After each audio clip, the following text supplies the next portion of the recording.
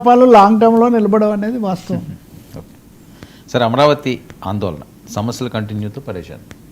మనము వాస్తవానికి అమరావతి విషయాలు ఎప్పుడు చర్చిస్తున్నాం. మనం అనేక దశలు అమరావతి జేఏసీ అది దాని మీద చాలా రకాలుగా కోపడి కింద కామెంట్స్ పెట్టిన వాళ్ళందరూ అసలు చాలా వీరోచితంగా బలపరిచామన్న వాళ్ళు ఈ మధ్య 2-3 చర్చలు చూస్తున్నాను.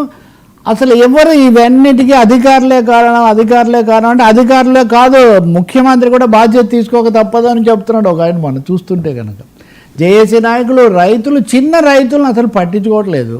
మేము సిఆర్డీఏ కార్యాలయానికి పోతే ఒకప్పుడు మమ్మల్ని త్యాగధ్వనులు అన్నారు. మేము విపరీతంగా పోట్లాడి లాఠీ దెబ్బలు తిని నిర్బంధాలు ఎదుర్కొని ఈ పరిస్థితికి వచ్చాము. కానీ అక్కడ చిన్న రైతులను పట్టించుకునే పరిస్థితి లేదా తక్కువ భూములు ఇచ్చిన వాళ్ళని చేసేదే లేదు. అన్నీ అట్లాగే ఉన్నాయి. ఇప్పటికీ రిటర్నబుల్ ప్లాట్స్ కేటాయింపు కూడా ఇంకా పూర్తి కాలేదు. అంతకంటే ఇంకో పెద్ద సమస్య ఏంటంటే భూములు మాకు ప్లాట్లు ఇచ్చినప్పటికీ కూడా ఆ తర్వాత జగన్ హయాంలో ఆ అరేంజ్మెంట్స్ అన్నీ కొన్ని మారడం వల్ల మేము అక్కడికి వెళ్తే ఇవి మీవి కాదు మావే అని అక్కడ ఉన్న వాళ్ళు చెప్తున్నారు. Chandrababu Naidu CRDA office open చేసిన రోజు మనం మాట్లాడాం. ఆ రోజు అప్పటికే అంతకు ముందు రోజు రైతులు కొంత ఆందోళన చేస్తే ఆ సభలో మీరు ఆ సభలో పాల్గొనండి, ముఖ్యమంత్రి గారు మీకు ఒక దారి చూపిస్తారన్నట్టుగా చెప్తే వాళ్ళు వెళ్ళారు. ఆ సభలో చంద్రబాబు నాయుడు, పెమ్మసాని చంద్రశేఖరు, శ్రవణ్ కుమారు, నారాయణ, అలాగే సిఆర్డీఏ ఆయన ఎండి వీళ్ళు కలిసి చూస్తారని ఇట్లా ఆయన ఏదో చెప్పారు. అది జరిగి కూడా దాదాపు చాలా రోజులైంది. ఇప్పటికి కూడా అదేం జరగలేదు. సిఆర్డీఏ అధికారులు మమ్మల్ని చాలా తక్కువ చేస్తున్నారు, అవినీతి లంచం ఎగిపోతే అసలు అక్కడ పనులు జరగట్లేదు అని వాళ్ళు ఆరోపిస్తున్నారు. చాలా నిర్ణయాలు పెండింగ్లో ఉన్నాయి. ఇవన్నీ అఫీషియల్, నేనేదో ఒకసారి కాదు 2 సార్లు కాదు చాలాసార్లు ఇవి చెప్పారు. టీడీపీని బాగా బలపరిచే మీడియాలుగా పేరున్న చోట్ల కూడా వాళ్ళు వచ్చి చెప్పారు. ఇదంతా అయిన తర్వాత మొన్న పెమ్మసాని చంద్రశేఖరు సిఆర్డీఏ కార్యాలయంలో రైతులతో మాట్లాడిన తర్వాత ఆయన చెప్పింది చూస్తే రైతుల సమస్యలు 6 నెలల్లో పరిష్కరిస్తామని చెప్పారు ఆయన. కొన్ని 90 రోజుల్లో, కొన్ని 6 నెలల్లో. వర్మ మీరు గుర్తుపెట్టుకోవాలి, ఈ ప్రభుత్వం వచ్చి 1.5 ఏడాదిన్నర అయింది.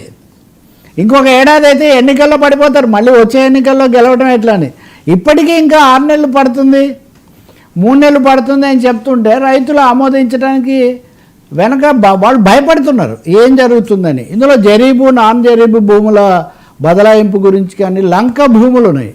లంక భూములకు సంబంధించి చంద్రశేఖర్ స్పష్టంగా చెప్పారు.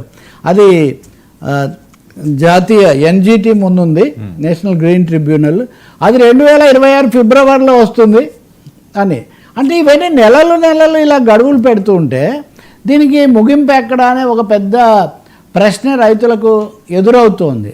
ఇంకోటి కూడా చెప్పారు ఆయన, ప్రభుత్వాలు మారినప్పుడు, ముఖ్యమంత్రులు మారినప్పుడు ఈ రాజధానిలో మార్చకుండా అమరావతి శాశ్వత రాజధానిగా ఉండేటట్టుగా పార్లమెంట్లో బిల్లు పెట్టమని అందరూ అడిగారు.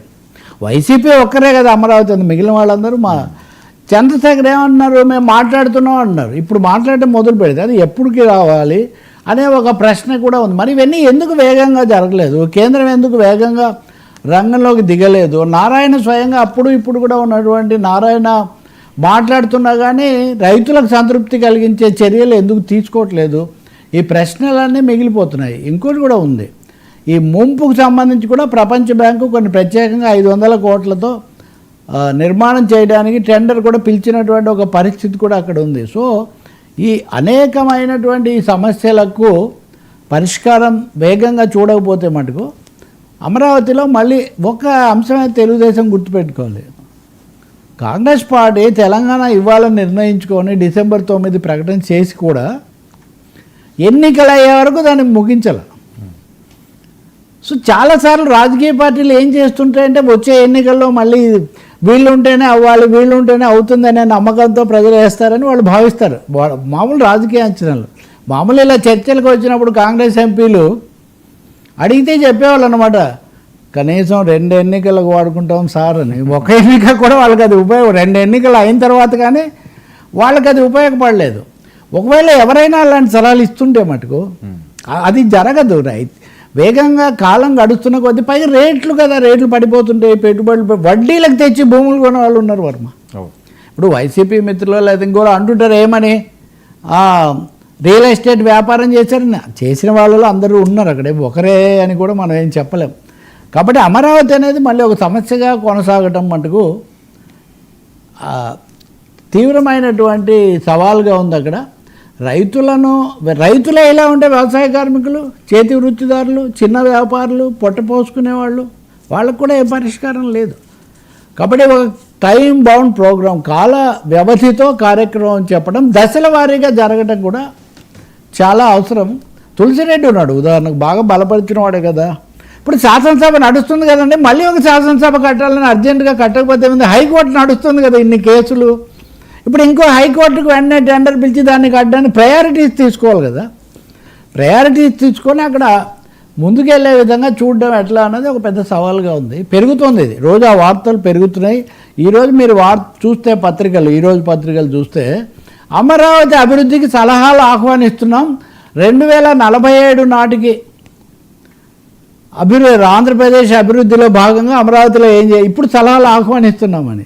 సో ఇవన్నీ కూడా జాప్యం వైపు నడిపిస్తున్నాయి అనే ఒక కనీసమైన ఒక ప్రణాళికతో ముందుకు పోతూ ఇంప్రూవ్మెంట్స్, మెరుగుదలలు కావాలంటే తర్వాత చేయండి తప్ప రైతులను నిర్లక్ష్యం చేయడం. ఇంకొక చివరి పాయింట్ నేను చెప్పేది, ఇవన్నీ అధికారుల అవినీతి, అధికారులే చేస్తున్నారని అధినేతలను కాపాడాలనుకోవడం పొరపాటు. అధినేతల ఆదేశాలు లేకపోతే ఏదో విధమైన సూచనలు లేకుండా అధికారులు అంత సాహసం చేయరు. బికాజ్ ఇట్ ఈజ్ ఫోకస్డ్ కదా, media focus, political focus, ruling party focus అన్నీ అక్కడ ఉన్నప్పుడు ఏ అధికారులైనా అంత సాహసం చేయరు. కాబట్టి దిశానిర్దేశం, వేగం పెరగాల్సిన అవసరం చాలా ఉంది. సార్, ఔటర్ భూభాగవతం, లక్షల కోట్ల అవినీతి, మరొక వైపు మంత్రులు వాట్సాప్ గ్రూప్ హ్యాక్